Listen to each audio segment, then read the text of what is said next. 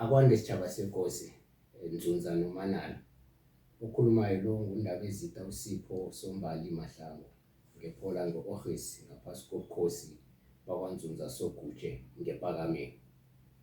Bantwana bekhehla ngenza umgadangiso lo ngemva kokuba ubaba uMkhize kubonakala ukuthi wenza ngamandla namkhana ulinga ngamandla wakhe wonke ukuthi akhandele isiNdebele ukuthi sifundwe eKhangela Primary School ngeDelmas ngwaKahlanga.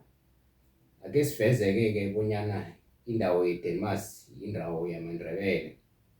Indawo yeDelmas indawo lapho khona kwakukhona ingwenyama uFene akhe khona ngaphambi kokuba bafuduke baye ngeMthambothini. Alo amaNdebele manengi kwaHlanga.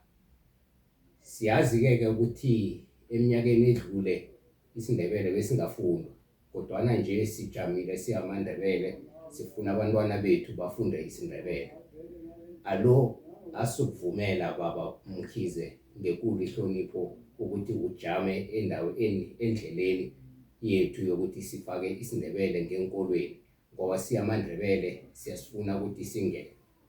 Niza kukhumbula-ke ukuthi nangephola nge-Office singenile isiNdebele eHlanguphala lapho khona sitholile imbiko yokuthi abantwana baphase ngama-marks amakhulu.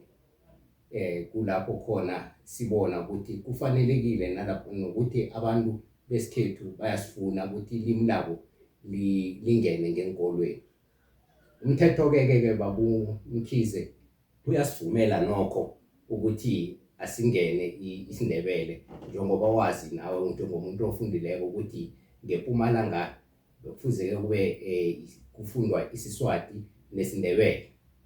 Alo asingavinjelwa nasifuna ukuthi nathi sithuthukise isiNdebele okuyisikopilo yethu ngoba nawubulala ukuthi kungafundwa isiNdebele enkolweni utsho ukuthi ubulala uNdebele wokana.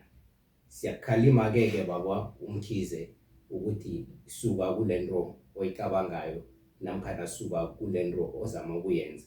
IsiNdebele sithi asifundwe ngenkolweni. Sithokoze.